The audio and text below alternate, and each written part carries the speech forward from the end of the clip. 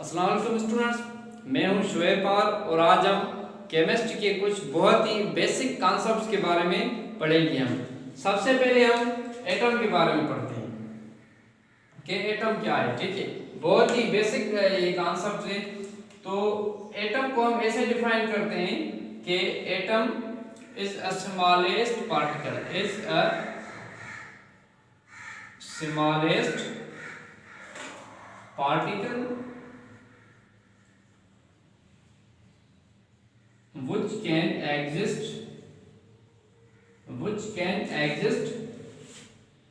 dependently or independently। ठीक है,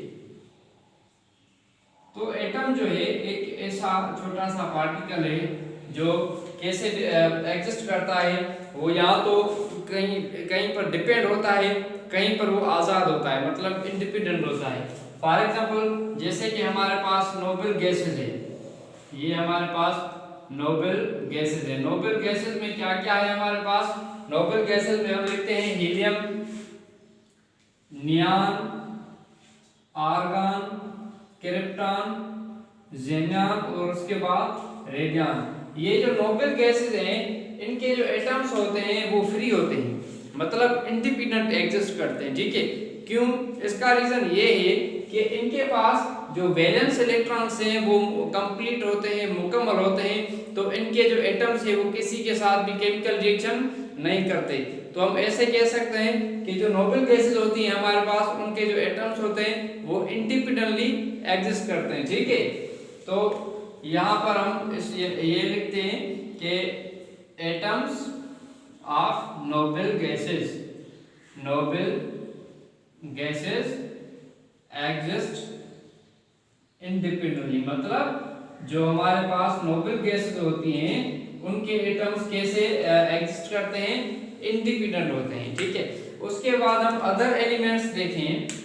other elements हम अगर देखें, हमारे पास जो भी एलिमेंट हैं, ठीक है, इनको छोड़कर, तो उनके जो एटम्स होते हैं वो डिपेंडेंट होते हैं, मतलब किसी न किसी के साथ वो अटैच होते हैं, किसी न किसी के साथ वो केमिकल रिएक्शन बनाते हैं। ठीक है, जैसे कि हमारे पास सोडियम है, हाइड्रोजन है, फास्फोरस है, सल्फर है। ठीक है, और उसके बाद हमारे पास फ्लोरीन है, क्लोरीन है वगैरह।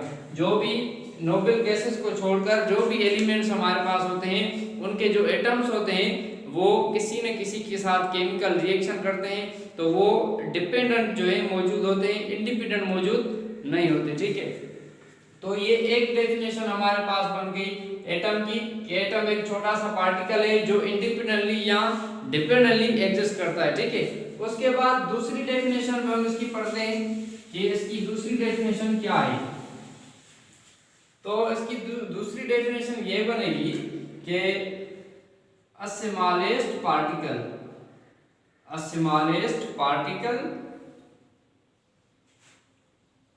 which takes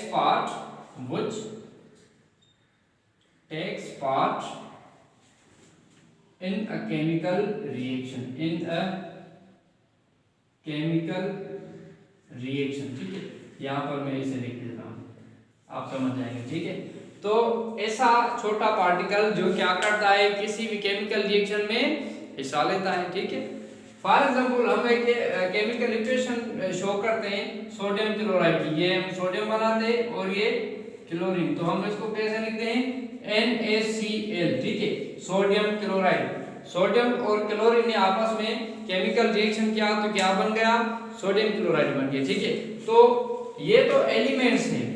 रिएक्शन कौन करते हैं? इनके एटम्स जो होते हैं वो आपस में रिएक्शन करते हैं। ठीक है, एग्जांपल के तौर पर हम ये बनाते हैं, ये हमारे पास जो सोडियम है उसका ये एटम है। ठीक है, इसके पास 2 इलेक्ट्रॉन है, इसमें 8 इलेक्ट्रॉन और इसमें 1 इलेक्ट्रॉन, तो इसके 11 इलेक्ट्रॉन कंप्लीट हो गए। उसके बाद ये क्लोरीन का एटम है। ठीक है, ये क्लोरीन का एटम बन गया, इसमें 2 इलेक्ट्रॉन, इसमें 8 इलेक्ट्रॉन और इसमें 7 इलेक्ट्रॉन। ठीक है, तो ये एक सोडियम का एटम है, ये एक क्लोरीन का एटम है। तो ये जब दोनों आपस में केमिकल रिएक्शन करते हैं तब एक कंपाउंड बनता है, ठीक है। तो इसका मतलब क्या हुआ कि रिएक्शन कौन करता है, एटम्स रिएक्शन करते हैं, ठीक है। एटम्स जो होते हैं वो किसी भी केमिकल रिएक्शन में हिस्सा लेते हैं, जब वो हिस्सा लेते हैं तो तब भी जो है केमिकल रिएक्शन होता है, ठीक है। तो ये हमारे पास एटम था। उसके बाद हम आयन पढ़ेंगे कि आयन क्या है।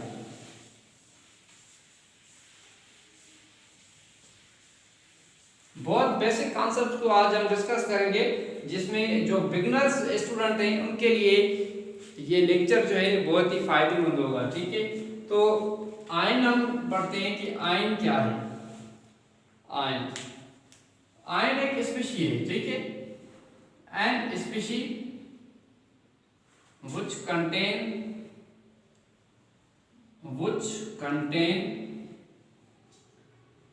positive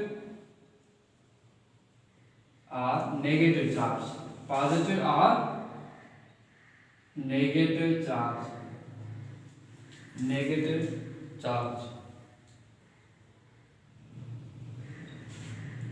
is called आयन, ठीक है।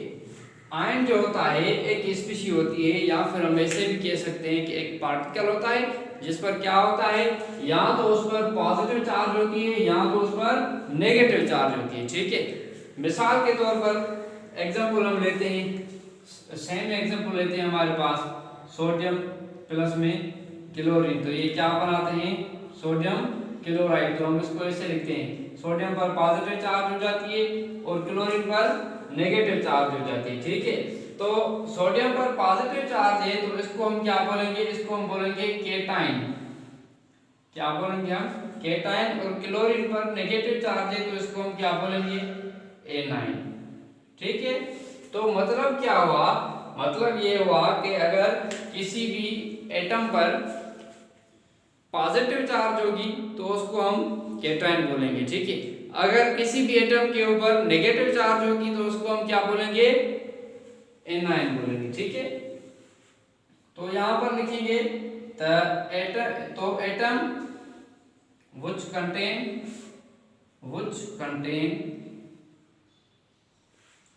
negative charge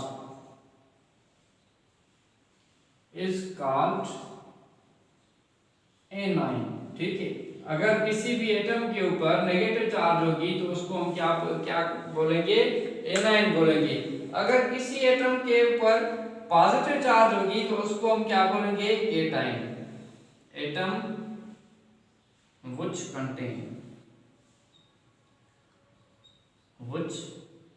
contain positive charge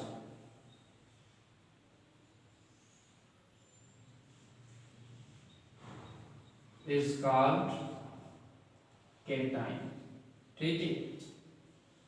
या फिर इसको ऐसे भी बोलते हैं कि जिस पर पॉजिटिव चार्ज होती है तो उसको पॉजिटिव आयन भी बोला जाता है, जिसके ऊपर नेगेटिव चार्ज होती है तो उसको नेगेटिव आयन भी बोला जाता है, ठीक है। तो आज के हमारे जो 2 टॉपिक थे वो कंप्लीट हो गए। इंशाल्लाह आगे हम कुछ और बेसिक कॉन्सेप्ट जो है केमिस्ट्री के वो पढ़ेंगे। Thank you.